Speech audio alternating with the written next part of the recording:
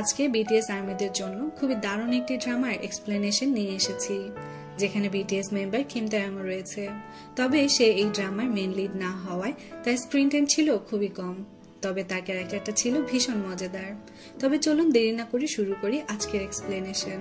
ড্রামার শুরুতে আমাদেরকে main lead moon মায়ংকে দেখানো হয়। তাকে তিনজন লোক এসে বিরক্ত করতে থাকে। তারা তাকে বলে যে একটি শহরে দুইটা রাজা থাকতে পারে না। এতে মায়ং বলে, ঠিক আছে, তাহলে তুমি রাজা হয়ে যাও। এই বলে সে চলে যেতে নিলে সে তিনজন তাকে আজে বাজে কথা বলতে থাকে।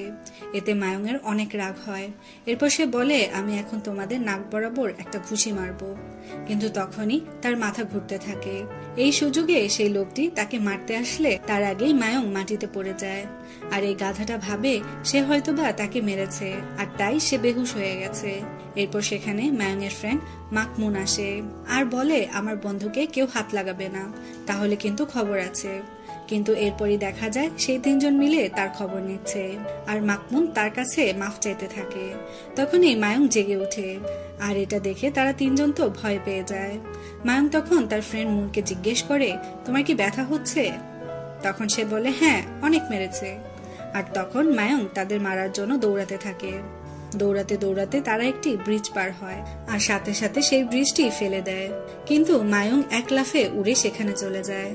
এরপর সিন পরিবর্তন হলে আমাদেরকে সিলা শহরের মহারানী জিসোকে দেখানো হয়। সে জেলে থাকা মৃত রাজার বন্ধু ওয়াগং এর সাথে দেখা করতে যায়। মহারানী জিসো তাকে বলে যে সে তাকে ছেড়ে দিবে, তবে তাকে রাজকুমার মানে ভবিষ্যৎ রাজার জন্য মন্ত্রী ছেলেদেরকে সৈনিক হওয়ার প্রশিক্ষণ দিতে হবে। পরের সিনে মায়ং এবং মুনকে দেখানো হয়। তারা দুজন মিলে সিলা শহরে ঢোকার পরিকল্পনা করতে থাকে। তবে মুন কিছুটা ভয় পাচ্ছিল, তাই মায়ং বলে তাহলে সে যেন শহরে যাওয়ার চিন্তা বাদ দেয়। তখন মুন বলে, সিলা শহরে তার মা বাবা আর ছোট বোন থাকে। ছোটবেলায় সে তাদের থেকে আলাদা হয়ে যায়। স্মৃতি হিসেবে তার কাছে শুধু এই গলার হারটাই আছে, আর এর মাধ্যমেই সে তাদেরকে খুঁজে বের করবে।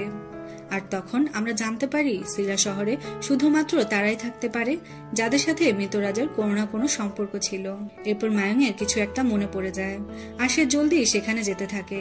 পরের সিনে মায়ং এবং মুন তাদের বাড়িতে আসে, এবং সেখানে মায়ং এর বাবা মায়ং এর দিকে তীর মারতে থাকে, কারণ সে ঠিক মতো ট্যাক্স ভরছিল না। তবে মায়ং তাকে বোঝাতে চাইলেও সে তার কোনো কথা শুনে না।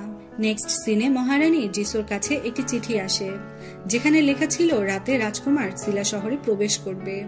আমরা এখানে জানতে পারি জিসো অনেক বছর ধরে তার ছেলেকে সবার আড়ালে রেখেছে, আর আজ সে আসছে জেনে সে অনেক রেগে যায়।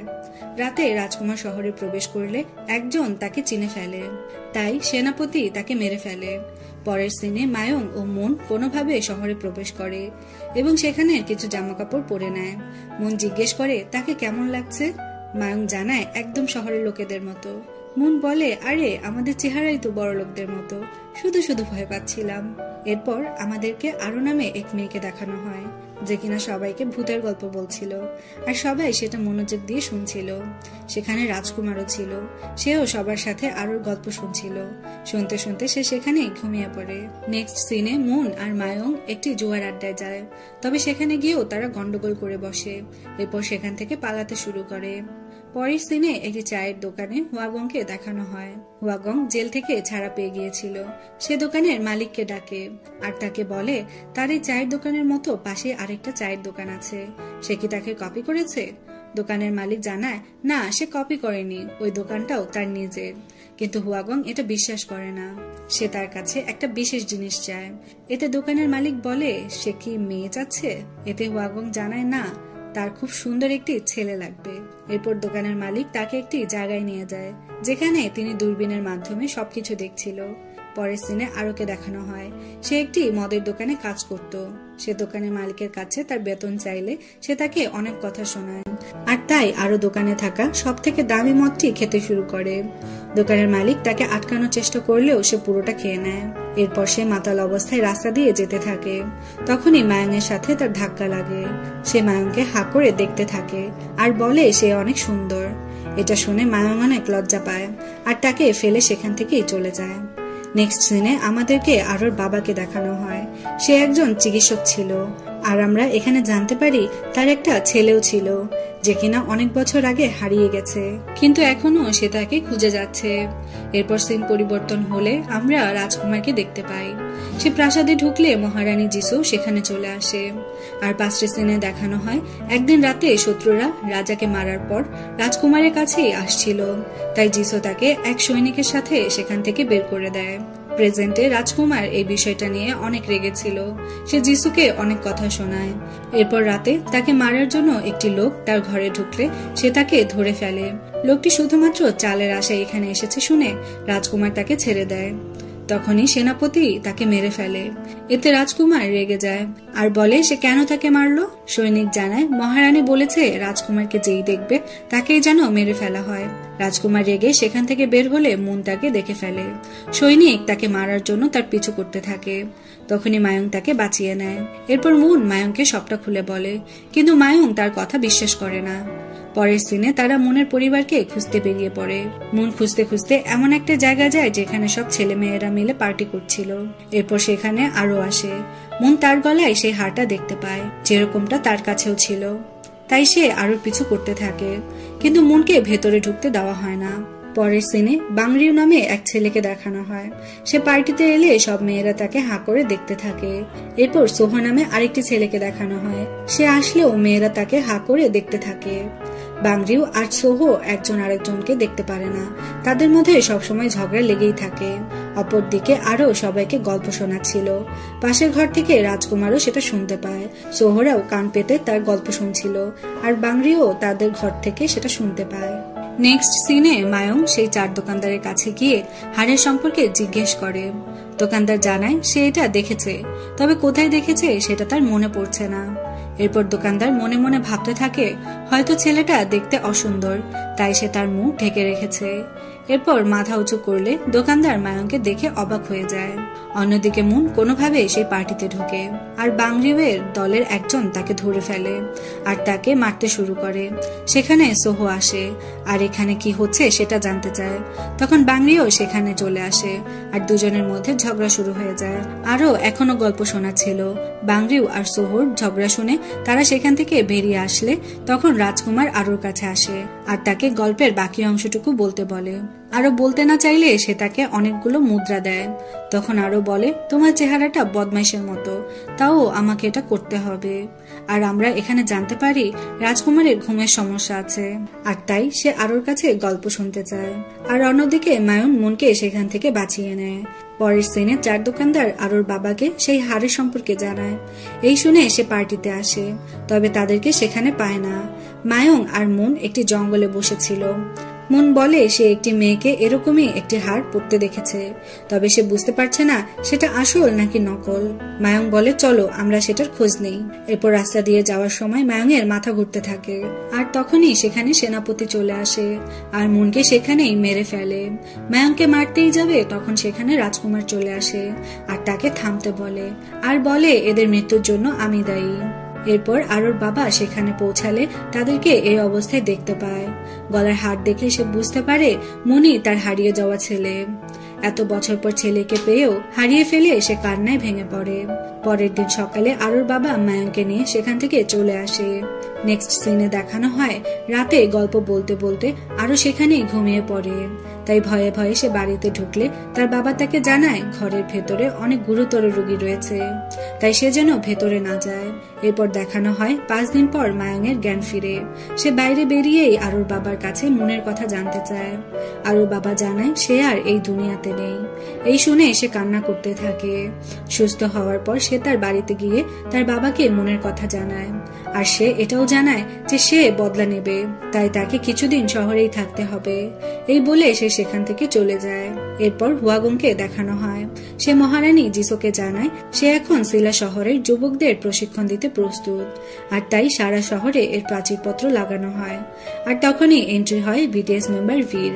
যাকে সামহুং নামে সম্বোধন করা হয়েছে, তবে সুবিধার জন্য আমি তাকে ভি বলেই সম্বোধন করব। এরপর ভি প্রাচীরপত্রটি পড়তে থাকে, যেখানে লেখা ছিল বড় ঘরের সুন্দর ছেলেদের সৈনিক হওয়ার প্রশিক্ষণ নেওয়ার জন্য হাওড়াঙে আমন্ত্রণ রইল। এটা শুনে ভি অনেক খুশি হয়ে যায়। তবে বাংরিও বলে মহারানীর জন্য শুধুমাত্র পালিত কুকুর চাই ওদের। আর এই নিয়ে সোহো আর বাংরিওর মধ্যে ঝগড়া শুরু হয়ে যায়। বেচারা ভি মাঝখানে দাঁড়িয়ে এদের ঝগড়া দেখতে থাকে। অন্যদিকে আরো তার ঋণ পরিশোধ করতে সে চার দোকানে যায়। দোকানের মালিক ভুলে বলে ফেলে যে তারা নতুন একটি কাজ শুরু করেছে।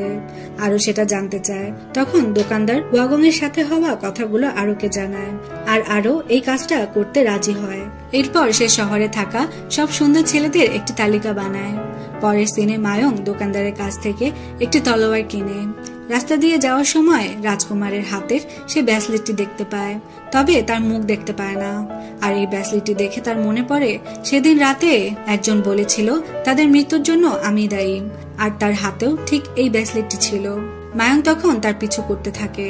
রাজকুমার বুঝতে পেরে একটি ঘরের ভেতরে ঢুকে। আর একটা কাজের জন্য আরো সেখানে ছিল। মায়ং সেই ঘরে ঢুকলে রাজকুমার জিজ্ঞেস করে সে কেন তার পিছু করছে।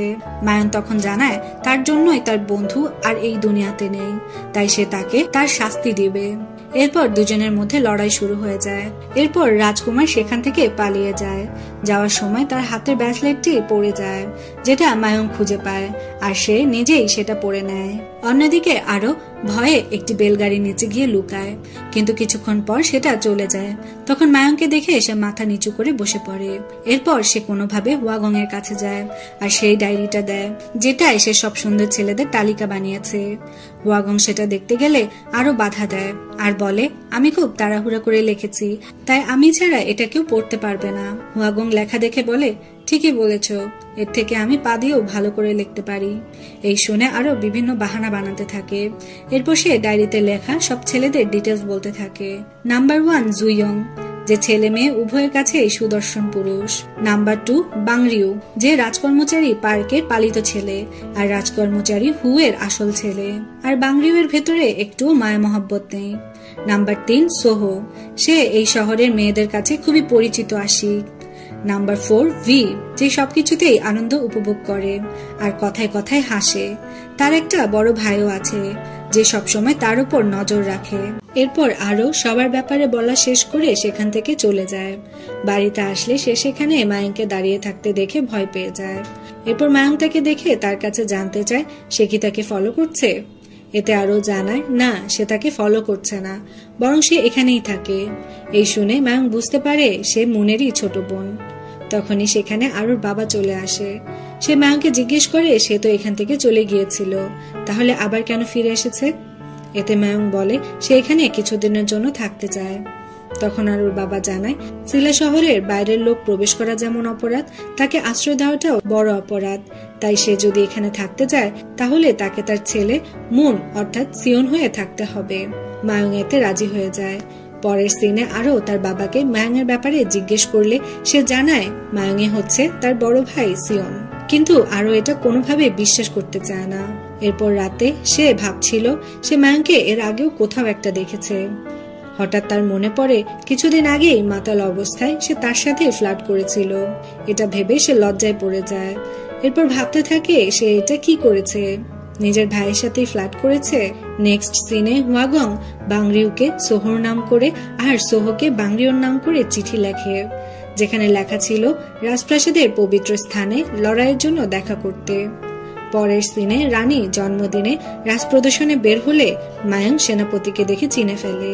তাদের দুজনের মধ্যে লড়াই শুরু হয়ে যায়। এরপর সেনাপতির লোকেরা এসে মায়ংকে আটকে ফেলে। রানীর আদেশে সেনাপতি তাকে মারতেই যাবে, তখন আরোর বাবা রানীর সামনে হাঁটু গেড়ে বসে পড়ে। আর তখন আমরা জানতে পারি পাস্টে মহারানী আর আরোর বাবার মধ্যে একটা সম্পর্ক ছিল। আরোর বাবা রানীকে জানায় সে তার হারিয়ে যাওয়া ছেলে, তাকে যেন তিনি ছেড়ে দেয়, তার বদলে তিনি নিজের জান দিতেও রাজি আছে। আর এখানেই সিন কাট হয়ে যায়। এরপর আরো সেখানে এসে জানতে পারে তার বাবাকে আর মায়ংকে রাজপ্রাসাদে ধরে নেওয়া হয়েছে। রাতে রানী মায়ংকে থ্রেড দিয়ে ছেড়ে দেয়। আরো তখন প্রাসাদের বাইরেই দাঁড়িয়েছিল। মায়ং তখন মাথা ঘুরে পড়ে যায়। অন্যদিকে রানী আরুর বাবাকে তার ঘরেই রেখেছিল। আর তখন আমরা এটাও জানতে পারি যে রানীর জন্যই সে তার ছেলেকে হারিয়ে ফেলেছিল। শুধু তাই না, তার স্ত্রীর মৃত্যুর জন্য রানী দায়ী। এরপর দেখানো হয় সোহো তার দলবল আর ভিকে নিয়ে সে পবিত্র স্থানে আসে। ভি জিজ্ঞেস করে, আমরা এখানে কি করব? অন্যদিকে বাংরিও তার দলবল নিয়ে চলে আসে। এরপর দুই দলের মধ্যে মারামারি শুরু হয়ে যায়। আর তখন সেখানে রাজকর্মচারী এসে তাদেরকে ধরে নেয়। সারা রাত তাদেরকে সেখানেই বেঁধে রাখে। সকাল হলে হুয়াগং সেখানে এসে বলে, এরকম পবিত্র স্থানে মারামারি করার জন্য তাদেরকে তাদের শাস্তি পেতে হবে। আর অন্যদিকে রাজকর্মচারীরা তাদের ছেলেদের ছেড়ে দেওয়ার অনুরোধ করতে থাকে। আর এদিকে হুয়াগং জানায় যদি তারা হাওরাঙে যেতে রাজি হয় তবে তাদের ছেড়ে দিবে। সোহো সাথে সাথেই রাজি হয়ে যায়। সোহোকে দেখে একে একে সবাই রাজি হতে থাকে। শুধুমাত্র ভি সেখানে চুপচাপ বসেছিল। ভি এর ভাই ডাংসি তখন তাকে জিজ্ঞেস করে সে কি সেখানে যেতে চায় না। এতে ভি জানায় সে চায়, তবে ডাংসিং যাচ্ছে দেখে সে সেখানে যাবে না। ডাংসি তখন তাকে বলে সে তাকে এই বিপদে ফেলে একা যেতে পারবে না। অন্যদিকে হুয়াগং এর লোকেরা মায়ংকেও হাওড়াং আসার চিঠি পাঠায়। কিছুক্ষণ পর সেখানে আরুর বাবা চলে আসে। আরু তাকে এই অবস্থায় দেখে কান্না করে দেয়। পরের সিনে দেখানো হয় রাজকুমার আর দোকানদার গল্প করছিল। তখন হুয়াগং এসে দোকানদারকে তার সাথে আসতে বলে। হুয়াগং হাওড়াং এর জন্য ড্রেস সিলেক্ট করছিল। তখন হুয়াগং এর কাছে দোকানদারের পরা কোনো ড্রেসই পছন্দ হচ্ছিল না। তখন রাজকুমার হুয়াগংকে জানায় সেও হাওড়াঙে যেতে চায়। তবে এখানে কিন্তু হুয়াগং জানতো না যে মেঘজনই রাজকুমার। সে তাকে সেই পোশাকটি পরে দেখায় আর বলে এটা আমার গায়ে ভালো লাগছে। এরপর আরোকে তার বাবা বলে হাওড়াঙে যাওয়ার আগে মায়াংকে যেন সে সবকিছু শিখিয়ে দেয়, যাতে সে সেখানে গিয়ে সবার সাথে মিশে থাকতে পারে। এরপর আরো তাকে লিখতে ও ঘোড়া চালাতে শিখায়। তবে মায়ং দুইটার একটাও ভালো করে করতে পারে না। নেক্সট সিনে একে একে সবাই হাওড়াঙে উপস্থিত হয়। উদ্বোধনের জন্য মহারানীও সেখানে আসে। সেখানে সে রাজকুমার মেঘজনকে দেখে অবাক হয়ে যায়। অনুষ্ঠান শেষে হাওড়াংদের নিয়ে প্রদর্শনে যাওয়া হয়। তখন বাংরিও সোহর বোনকে দেখে আর ভাবে ওর বোন এত সুন্দর কিভাবে। অন্যদিকে পার্ক পরিকল্পনা করে যেই ছেলেরা হাওড়াঙে যেতে পারেনি তাদেরকে সে তাদের দলে টেনে নিবে। পরের সিনে হাওড়াংদের মদ পান করানো হয়।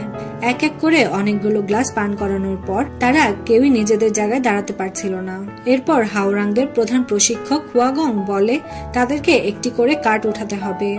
যাদের কাঠ একই রকম উঠবে তাদেরকে একই ঘরে থাকতে হবে। এরপর একে একে সবাই কাঠ উঠায়। ভি কাঠ ওঠানোর সময় বলে, গুরুজি আপনি এত নড়ছেন কেন?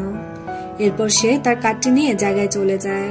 হুয়াগং তখন সবাইকে জানায় যদি কেউ তার কাঠটি বদলাতে চায় তাহলে আরেকজনের কাছ থেকে সেটা নিতে পারে। এরপর মাতাল অবস্থায় কাঠ নিয়ে একজন আরেকজনের সাথে লড়াই শুরু হয়ে যায়। আর লড়াইটা কিন্তু দেখার মতো ছিল।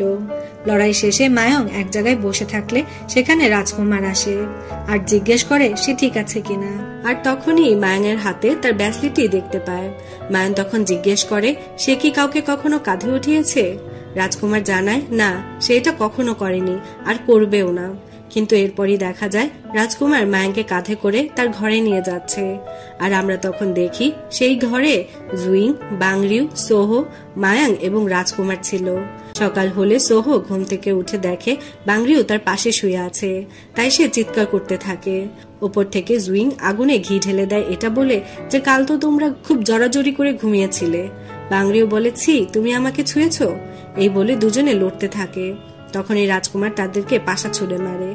আর বাংরিও তখন রেগে রাজকুমারের সাথে লড়াই করতে থাকে। আর এসব হাওড়াঙের বাকি মেম্বাররা বাইরে থেকে শুনছিল। তখন একজন বলে এই ঘরে সবসময় ঝগড়া লেগেই থাকবে। তখন ভি এর কারণ জিজ্ঞেস করে। এতে সে বলে এই ঘরে কারো সাথে কারো মিল নেই, এমনকি এদের বাবাদেরও কারো সাথে কারো বনে না। তখন ভি কিছু একটা পরিকল্পনা করে। পরের সিনে হাওড়াংদের দিয়ে বিভিন্ন কাজ করানো হয়, এমনকি তাদেরকে সময় মতো ঘুম থেকে ওঠানো হয়। এতে ভি বেচারা এসবে খুবই বিরক্ত ছিল। আর মজার বিষয় হচ্ছে এই সিনের ব্যাকগ্রাউন্ডে বিটিএস দের গান লাগানো ছিল, আমার কাছে যেটা খুবই ভালো লেগেছে। এরপর খাওয়ার সময় বাংরিউ মায়ংকে অপমান করতে থাকে। তখন ভিরো অনেক রাগ হয়। মায়ং রাগ করে সেখান থেকে চলে যায়। নেক্সট সিনে তারা একটি রুমে যায়। বাংরিউ সেখানে মায়ংকে আজেবাজে কথা বলে। আরোকে নিয়ে বাজে কথা বলতেই মায়ং এবং রাজকুমার দুজন মিলে বাংরিউকে মারতে থাকে। এক পর্যায়ে গিয়ে সব হাওড়াংরা মারামারি শুরু করে দেয়। তখনই সেখানে হুয়াগং চলে আসে আর এখানে কি হচ্ছে সেটা জানতে চায়। আর তাদেরকে বলে নিয়ম ভাঙার জন্য তাদেরকে শাস্তি দেওয়া হবে। তাই এর শুরুটা কে করেছে সেটা জিজ্ঞেস করে। সবাই বাংরিওর দিকে তাকালেও মায়ং বলে সে শুরু করেছে। পরের সিনে আরোকে দেখানো হয় সে মায়ংকে অনেক মিস করছিল। সোহর বোন তাকে বলে তুমি যেমন ফিল করছো পরিবারের জন্য এরকম ফিল হয় না, বরং প্রেমিকের জন্য হয়। তখনই সেখানে দোকানদার আসে আর বলে আরোকে হাওড়াঙে যেতে হবে। আরো এই শুনে বলে হাওড়াঙে তো মেয়েদের ঢোকা নিষেধ। দোকানদার বলে সে মেয়ে হয়ে নয়, চিকিৎসক হয়ে যাবে। এরপর তারা হাওড়াঙে গেলে সবাইকে এই অবস্থায় দেখে আরো বলে আমি তো চিকিৎসক না, আমি সবাই কিভাবে চিকিৎসা করব? দোকানদার বলে বেশি কিছু না, শুধু ক্ষতস্থানে মলম লাগিয়ে ব্যান্ডেজ লাগিয়ে দাও। পরের সিনে কিছু ছেলেরা বাংরিউ আর মায়কে নিয়ে কথা বলে। তখন জুইং ভিকে জিজ্ঞেস করে তুমি কার পক্ষে আছো, বাংরিউ নাকি মায়ংয়ের? ভি বলে বাংরিউয়ের তো একদমই না, আমি ওকে পছন্দ করি না। জুইং তখন দেখে ভির হাত থেকে রক্ত পড়ছে, কিন্তু ভি তো এটা খেয়ালই করেনি। এরপর সে আরোর কাছে যায়। আরো তখন বলে এটা তো সেলাই করতে হবে, আর তোমার বয়স কত, দেখে তো ছোট মনে হচ্ছে। ভি বলে আমি ছোট না, আমি তো বয়সে আপনার থেকেও বড়, আমার চেহারা দেখি কি আপনার মনে হচ্ছে না? আরো তখন তাকে একটা ওষুধ দেয় আর বলে এটা চাবালে তার কষ্ট কম হবে। ভি তখন বলে আমি বড় হয়ে গেছি, আমার কষ্ট হয় না। আরো তখন বড় ভাই বললে ভি খুশি হয়ে যায় আর ওষুধটা খেয়ে নেয়। আর তখন মোটা কণ্ঠে জিজ্ঞেস করে আপনি কি চিকিৎসক এহেনজির মেয়ে? আরো বলে তুমি কি আমাকে চিনো? ভি বলে আপনাকে হাওড়াঙে সবাই চিনে। অন্যদিকে মায়ংকে কারাগারে আটকে রাখা হয়। সে সেখানে বসে আরোর কথা ভাবতে থাকে। এরপর রাজকুমার আরোর কাছে আসে। আরো তখন তাকে জিজ্ঞেস করে সে কি তার ভাইকে দেখেছে। রাজকুমার কিছু না বলে তাকে একটা জায়গায় নিয়ে যায়। আরো এখানে আনার কারণ জানতে চায়। রাজকুমার বলে সে কি দেখছে না যে সে আহত হয়েছে? তবে তার গায়ে আহতের কোনো চিহ্নই ছিল না। এরপর রাজকুমার বলে সে অনেকদিন ঘুমায়নি, তাকে এখন একটু ঘুমাতে হবে। আরো তাকে কিছু বলার আগেই সে ঘুমিয়ে পড়ে। তারপর হাওড়াঙে মহারানী আসে আর সোহ তাকে দেখে হা করে তাকিয়ে থাকে। এর আগেও সে যতবার রানীকে দেখেছে তার একই রকম রিয়াকশন ছিল। দেখে মনে হচ্ছে সে রানীর প্রেমে পড়ে গেছে। অন্যদিকে মহারানী রাজকুমার আর আরোকে এই অবস্থায় দেখে ফেলে। আরো মায়ংয়ের কথা জানতে পেরে তার সাথে কারাগারে দেখা করতে যায়। আরোকে দেখে মায়ং তালা ভেঙে তাকে ভেতরে আনে আর হাওড়াং থেকে চলে যেতে বলে। আরো জানায় সে তার চিকিৎসা না করে এখান থেকে যাবে না। এরপর সে মায়ংয়ের ক্ষতস্থানে ওষুধ লাগাতে থাকে। মায়ং বলে তার এখানে আসা ঠিক হয়নি, সে চায় না অন্য ছেলেরা তাকে ঘুরে ঘুরে দেখুক। আরো জানায় অনেক দেরি হয়ে গেছে, সে সবার সাথেই দেখা করে ফেলেছে। মায়ংয়ের কাছে সে সবার পরে এসেছে। পরের দিন মায়ংকে ছেড়ে দেওয়া হয়। এক রাঁধুনির হাত কেটে যাওয়ায় আরো আবারও সেখানে এসেছিল। বের হওয়ার সময় মায়ংকে দেখে দরজা বন্ধ করে দেয়। মায়ং বলে আরে তোমার চেহারাটা চেনা চেনা লাগছে, তুমি কে? আরো অনেক ভয় পেতে থাকে। তখনই মায়ং পিছনের দরজা দিয়ে ভেতরে ঢুকে আর বলে আমি কি স্বপ্ন দেখছি? আরো বলে হ্যাঁ হ্যাঁ তুমি স্বপ্ন দেখছো। মায়ং তখন আরোকে বকতে থাকে। আরো তখন উল্টা তাকে বকা শুরু করে, কারণ সে জানতে পেরেছিল মায়ং এখনো ভালো করে লিখতে পারে না, কিন্তু কিছুদিন পরই তাদের পরীক্ষা। এরপর সে মায়ংকে লেখা শিখাতে থাকে আর তারা এর মধ্যে অনেক দুষ্টুমিও করে। দূর থেকে রাজকুমার এসব দেখে অনেক জেলাস ফিল করে। পরের সিনে সে আরোর কাছে গিয়ে বলে সে যেন তাকে আঁকা শিখায়। রাতে আরো তাকে আঁকা শিখাতে থাকে।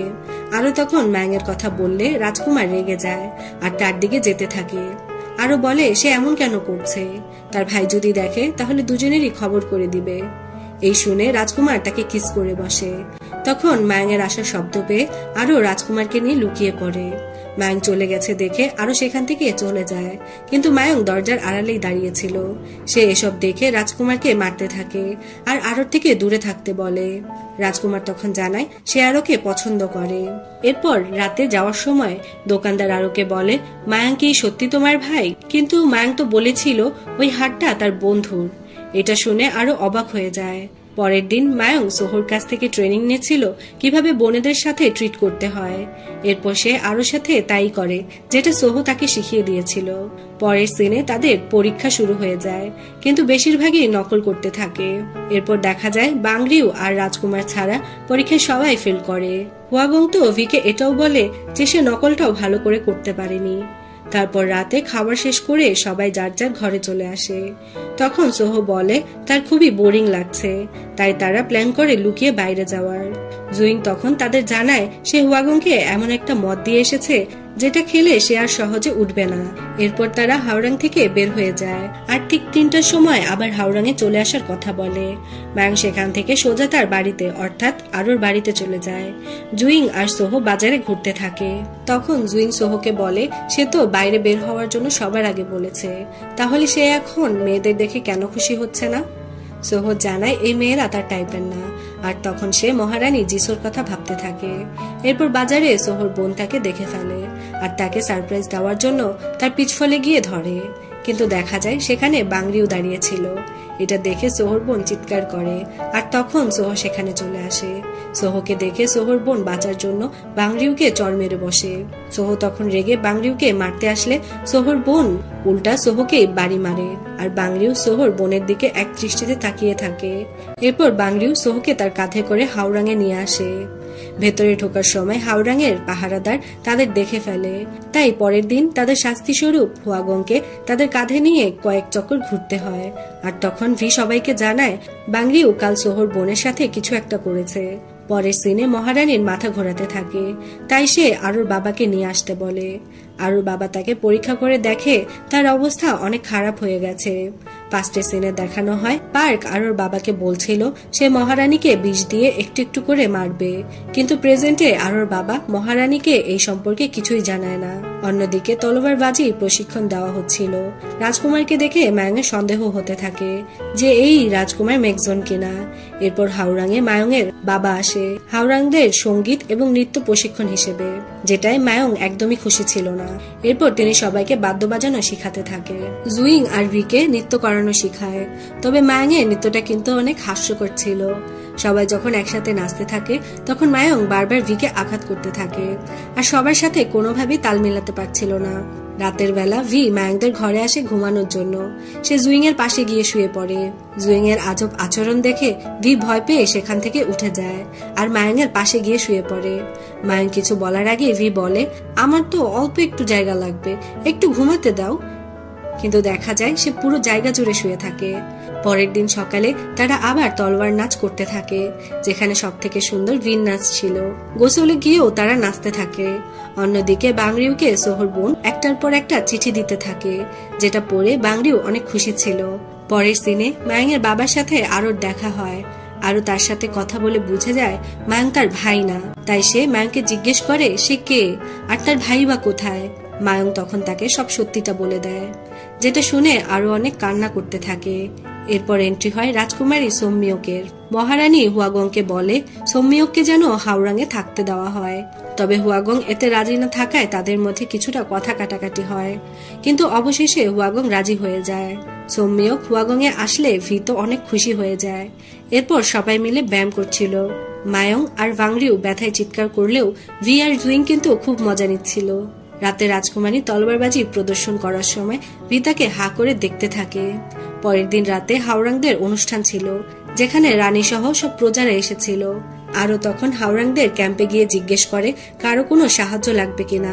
তখন ভি বলে সে এই বেলটি পড়তে পারছে না, তাই আরো যেন তাকে একটু পরিয়ে দেয়। আরো ভিকে সেটা পড়াতে গেলে রাজকুমার আর মায়ং জেলাস ফিল করে আর সেখান থেকে চলে যায়। অনুষ্ঠান শুরু হওয়ার আগে জুইং হুয়াগংকে জানায় মেঘজং অর্থাৎ রাজকুমার সেখানে নেই। তখন ভি তাদেরকে খুঁজতে থাকে। রাজকুমার সেখানে নেই শুনে আরো চিন্তায় পড়ে যায় আর সে ভির উপর চিৎকার করতে থাকে। ভি তখন বলে তোমার আবার কি হলো। এরপর আরো রাজকুমারকে খুঁজতে যায় আর দেখে রাজকুমার রানীর সাথে কথা বলছে।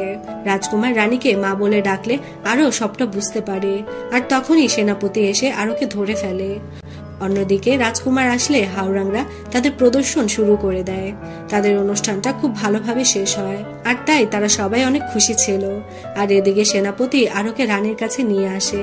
রানী তখন তাকে মেরে ফেলার আদেশ দেয়। সেনাপতি আরোকে মারতেই যাবে, তখন রাজকুমার এসে তাকে বাঁচিয়ে নেয় আর তাদেরকে আরোর থেকে দূরে থাকতে বলে। নেক্সট সিনে হাওড়াঙে আরো একদল ছেলে আসে, যাদেরকে হাওড়াংদের শিষ্য বানানো হয় আর তাদের মধ্যে ভীর ভাই ডান্সিও ছিল, যেটা দেখে ভীর একদম ভালো লাগে না। ডান্সিন মায়ংয়ের শিষ্য হয়ে যাওয়ায় ভি মন খারাপ করে বসে থাকে।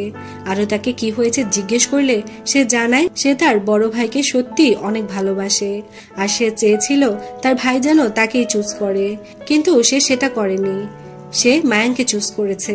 এরপর মায়াং প্র্যাকটিস করার সময় মাথা ঘুরিয়ে পড়ে গেলে আরো সেখানে আসে আর তাকে জাগানোর চেষ্টা করে। সে উঠছে না দেখে আরো কান্না শুরু করে দেয়। তখনই মায়ং আরোকে কিস করে আবারও পড়ে যায়। আরো তখন তাকে ঘরে নিয়ে আসে আর তার সেবা করতে থাকে। এতে মায়ং ঠিক হয়ে যায়। এরপর রাজকুমার মায়ংকে বলে সে কেন নিজের খেয়াল রাখছে না, তার নিজের যত্ন নেওয়া উচিত। মায়ং এত ভালো ব্যবহারের কারণ কি সেটা জানতে চায়। সে জানায় সে এখন তাকে তার বন্ধু মনে করে। মায়ং এটা শুনে হাসতে থাকে। এরপর তাদের দুজনের মধ্যে খুবই মিষ্টি লড়াই হয়। তারপর মায়ং আরোর কাছে গিয়ে তার মনের কথা জানায়। আরো এতে খুশি হয়ে যায় আর খুব সুন্দর সময় কাটে তাদের। পরের সিনে হাওড়াঙে জানাজানি হয়ে যায় যে তাদের মধ্যে মহারাজ লুকিয়ে আছে। এটা দেখে রাজকুমার ভয় পেয়ে যায় আর এটা ছিল পার্কেরই কাজ। তবে হুয়াগং বলে তোমরা এ কথায় কান দিও না, এটা সম্পূর্ণ মিথ্যে কথা। আর হ্যাঁ, এতদিনে কিন্তু হুয়াগং বুঝে গিয়েছিল যে মেঘজনই রাজকুমার। এরপর খেতে বসে ভি সবাইকে বলে যদি এটা সত্যি হয় তাহলে মায়ং আর মেঘজনই হবে, কারণ বাকি হাওড়াংদের তো আমরা চিনি, শুধু ওরা দুজনেই শহরের বাইরে থেকে এসেছে। এটা শুনে সবাই চুপ হয়ে যায়। সবাই ভাবে মায়াংই হয়তোবা রাজকুমার, তাই তাকে দেখে এখন সবাই ভয়ে ভয়ে থাকে। অন্যদিকে ভি আরোকে বোঝাতে থাকে আরে মায়ং তো তোমার ভাই না, মায়ং তো মহারাজ। কিন্তু আরো তো সবকিছুই জানতো, তাই সে ভির উপর চিৎকার করতে থাকে। আর এদিকে মায়ং হাওড়াংদের এরকম ব্যবহার দেখে বলতে থাকে আমি কি এতই সুন্দর যে ছেলেরাও আমাকে দেখে দিওয়ানা হয়ে যাচ্ছে। পরের দিন ভি আরুর কাছে এসে পায়ের ব্যথার নাটক করতে থাকে। আরো সেটা বুঝতে পারে আর বলে তোমাকে তো সুই থেরাপি দিতে হবে। ভি বলে না, তার কোনো প্রয়োজন নেই, একটু বিশ্রাম নিলেই ঠিক হয়ে যাব। তবে তাও আরো 2টা সুই নিয়ে আসে। এটা দেখে সে বলে আমি ঠিক আছি। আরো নাটক করার কারণ জিজ্ঞেস করলে ভি জানায় এখন তার ভাইয়ের সাথে তলোয়ারবাজি ট্রেনিং করতে হবে, যেটা সে করতে চায় না। তখন তার ভাই এসে তাকে নিয়ে যায়। এরপর ভি তার ভাইয়ের সাথে তলোয়ারবাজিতে হেরে যায় আর সে রেগে তার ভাইকে বলে সে এগুলো করতে চায় না, সে শুধু আকাশে তারা দেখতে পছন্দ করে, সূর্যগ্রহণ কিভাবে হয় সেটা জানতে আগ্রহী। সে তলোয়ারবাজি করতে পারে না আর সেটা করতেও চায় না। এসব বলে সে রেগে সেখান থেকে চলে যায়। ডানজি তাকে খুঁজতে গিয়ে দেখে সে এক কোনায় লুকিয়ে আছে। ডনজি তাকে ধরে সেখান থেকে নিয়ে আসে। পরের সিনে দেখানো হয় পাশের রাজ্যের রাজা একটি ঘোড়ায় কিছু কাটা মাথা পাঠিয়ে দেয়, কারণ এই রাজ্যে বাইরের লোকেদের ঢুকতে দেওয়া হতো না বলে রাজা অনেক ক্ষেপে ছিল। তাই রানী সিদ্ধান্ত নেয় রাজকুমারী আর কিছু হাওড়াংদের শান্তি বার্তা দিয়ে সেখানে পাঠাবে। নেক্সট সিনে রাজকুমার মায়ং এর হাত ধরলে মায়ং রেগে যায়। তাই রাজকুমার জিজ্ঞেস করে তুমি কি আমাকে রাজা ভাবছো, আর যদি আমি রাজা হয়েও থাকি তাহলে কি করবে। মায়ং জানায় সে সোজা তাকে মেরে ফেলবে। রাজকুমার বলে সে রাজা হওয়ার থেকে তার বন্ধু হওয়া বেশি পছন্দ করবে। এটা শুনে মায়ং সেখান থেকে চলে যায়। এরপর হুয়াগং রানীর কথাগুলো হাওড়াংদের জানায় আর কে কে সেই রাজ্যে যেতে চায় তার সিদ্ধান্ত নিজেদেরই নিতে বলে। অন্যদিকে রাজকুমারী আরোকে তার নিজস্ব চিকিৎসক হিসেবে তার সাথে যেতে বলে। আরো সেখানে কোনোভাবেই যেতে চায় না, কিন্তু রানীর আদেশের জন্য সে রাজি হয়ে যায়। পরের দিন কোনো হাওড়াঙি সেই রাজ্যে যেতে রাজি হয় না। এরপর সেখানে রাজকুমারী আর আরো আসে। আরোকে দেখে মায়ং যাওয়ার জন্য হাত ওঠায়। তারপর একে একে সোহো, বাংরিউ আর রাজকুমারও হাত ওঠায়। এরপর ভি মায়ংকে বলতে থাকে সেও তার সাথে যেতে চায়। মায়ং বলে তাহলে সে হাত কেন উঠায়নি। ভি জানায় সে এত কিছু জানে না, মায়ং যেন এখন তাকে নিয়ে যায়, সে তো এখন আর ছোট নেই। তখন সেখানে ভি এর ভাই এসে তাকে আটকায়, তবে ভি বাচ্চাদের মতো তার সাথে যাওয়ার জন্য বায়না করতে থাকে। এরপর তারা সেই রাজ্যে যাওয়ার জন্য বেরিয়ে পড়ে। রাজ্যে আসার পর সেই রাজ্যের লোকেরা তাদের সব জিনিসপত্র লুট করে নিয়ে যায়, এমনকি রাজার জন্য আনা উপহারও নিয়ে যায়। আর তাই তাদেরকে সেদিন জঙ্গলেই থাকতে হয়। অন্যদিকে ভি এখনো মায়ং এর কথাই ভাবছিল। জুইং বলে তুমি কি মায়ংকে অনেক পছন্দ করো। ভি বলে হ্যাঁ অনেক। জুইং জিজ্ঞেস করে আর আমাকে। ভি বলে না, একদমই না।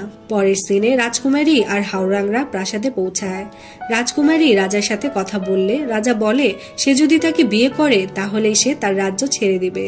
অন্যদিকে আরোকে চোর ভেবে তাকে বন্দী করা হয়।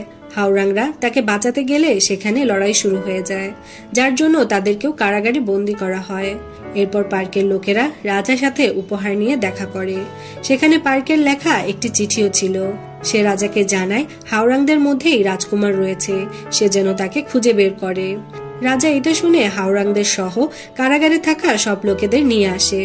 রাজা বলে এখানে কে রাজকুমার, সেটা যদি সে না বলে তাহলে সে একে একে সবাইকে মেরে ফেলবে। আরোকে সামনে আনলে মায়াং বলে সেই রাজকুমার। এটা শুনে সবাই মায়াংয়ের দিকে তাকিয়ে থাকে। রাজা মায়াংকে বলে সে তার সাথে তলোয়ারবাজি প্রতিযোগিতা করবে, যদি সে জিতে তাহলে তাদেরকে ছেড়ে দিবে, আর যদি হেরে যায় তাহলে তার সাথে সব হাওরাংদেরও মেরে ফেলবে। মায়াং এতে রাজি হয়ে যায়। পরের দিন প্রতিযোগিতা শুরু হলে মায়াং জিতে যায়। এরপর তারা সিলা শহরে ফিরে আসে। রাতে মায়াং আরোকে জড়িয়ে ধরে সবকিছুর জন্য ক্ষমা চায় আর আই লাভ ইউ বলে তাকে কিস করে। দূর থেকে রাজকুমার এসব দেখে ফেলে। পরের দিন ভি আর জুইং ভাবতে থাকে মায়াং আর আরোর মধ্যে কি চলছে।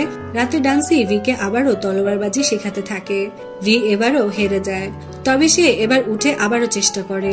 নেক্সট সিনে আমরা দেখতে পারি মায়াং এর সাথে মহারানীর ভাইয়ের দেখা হয়, আর সে জানায় সেই মায়াং এর আসল বাবা। রানী জিসো তাকে মেরে ফেলতে চেয়েছিল যাতে শুধুমাত্র তার ছেলেই এই রাজ্যের রাজা হতে পারে। রানী জিসো তার মাকেও মেরে ফেলেছে। এই শুনে মায়াং বাইরে এসে কান্না করতে থাকে। সেই ওয়াগুনকে জানায় যে সে এই রাজ্যের আসল রাজা হতে চায়। পরের দিন ভি মায়াংকে খুঁজতে থাকে। সে মায়াংকে খুঁজে পেলে তাকে বলে যে সে তার দাদার কাছে চিঠি লিখবে, যেখানে সে লিখবে সে কি করতে চায় আর কি চায় না। সে এখন মায়াং এর মতো শক্তিশালী হয়ে গেছে। মায়াং বলে হ্যাঁ তুমি অনেক শক্তিশালী। এটা শুনে ভি খুশি হয়ে যায়। এরপর ভি এর দাদা একটা ছেলেকে দিয়ে ভি এর কাছে কিছু একটা পাঠিয়ে দেয়, আর সেটা তার ভাই ডান্সিকে দিতে বলে। ভি সেটা ডান্সির কাছে নিয়ে যায় আর সেখানে কি আছে সেটা দেখতে চায়, তবে ডান্সি তাকে দেখতে দেয় না। মায়াংকে দেখে ভি তার সাথে সেখান থেকে চলে যায়। এরপর পাস্টে সিনে দেখানো হয় তাদের দাদা পার্কের কথায় মায়াংকে মারতে বলে। ডান্সি রাজি না হলে তার দাদা বলে যদি সে এটা না করে তাহলে সে আর ভি এই বিষ খেয়েই মরে যাবে।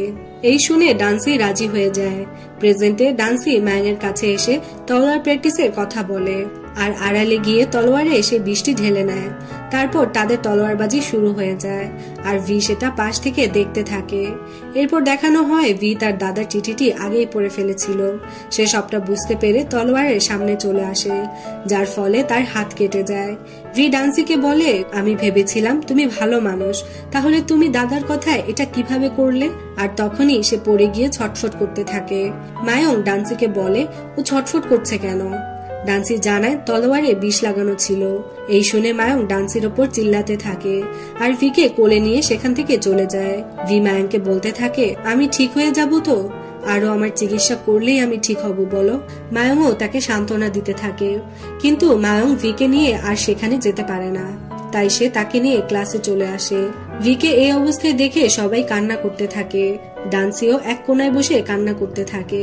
তখন মায়াং এসে ভির লেখা চিঠিটা ডান্সিকে দেয় আর বলে সে এটা তার দাদাকে দিতে চেয়েছিল, কিন্তু আমার মনে হয় এটা তোমার পড়া উচিত। ডান্সি ভির চিঠিটি পড়তে থাকে, যেখানে সে হাওরাঙে থাকার অভিজ্ঞতা জানিয়েছে, সাথে তার ভাইকে নিয়েও অনেক ভালো ভালো কথা বলেছে। ডান্সি এগুলো পড়ে কান্নায় ভেঙে পড়ে। পরের সিনে রাজকুমার রাজা হয়ে সবার সামনে চলে আসে, যেটা দেখে রানী অনেক ভয় পেয়ে যায় আর রাজকুমার জানায় সেই হচ্ছে সিলা শহরের রাজা। এটা শুনে সবাই অবাক হয়ে যায়, এমনকি হাওরাঙেও জানাজানি হয়ে যায়। রাতে মহারানী রাজকুমারকে জানায় মায়াংও রাজ পরিবারেরই ছেলে, সে রাজা হওয়ার জন্য যে কোনো সময়ই তার ক্ষতি করতে পারে। এটা শুনে রাজকুমার অবাক হয়ে যায়। রাতে মায়াং প্রাসাদে আসে। সে সিংহাসনের দিকে তাকিয়ে থাকলে রাজকুমার তাকে বলে সে কি এই সিংহাসনে বসতে এসেছে? মায়াং বলে তোমার কি মনে হয় এই সিংহাসন তোমার জন্যই বানানো? পরের সিনে রাজকুমার সিংহাসনে বসলে পার্ক বলে আমরা তোমাকে রাজা হিসেবে মানি না, আমরা রাজকুমার বেগেনজোর ছেলে মায়াংকে রাজা হিসেবে চাই। তখন সেখানে মায়াং হাওরাংদের নিয়ে সেখানে আসে। সব হাওরাংরা হাঁটু গেড়ে বসে রাজার সমর্থক করে। এরপর দেখা যায় মায়াং রাজকুমারকে রাজা হিসেবে মেনে নিয়েছে আর তার সাথে সাথে হাওরাংরাও। এটা দেখে পার্ক অবাক হয়ে যায়। মায়াং তখন পার্ককে সাজা দেওয়ার কথা জানায়। তারপর মায়াং আর রাজকুমার ভালো বন্ধু হয়ে যায় আর এই সুন্দর ড্রামাটি এখানেই শেষ হয়ে যায়। সবার কাছে এই ড্রামাটি কেমন লেগেছে কমেন্ট করে জানাতে ভুলবেন না। যদি ভালো লাগে তাহলে অবশ্যই একটি লাইক করে দিবেন আর অবশ্যই আমার চ্যানেলটি সাবস্ক্রাইব করে আমার পাশেই থাকবেন।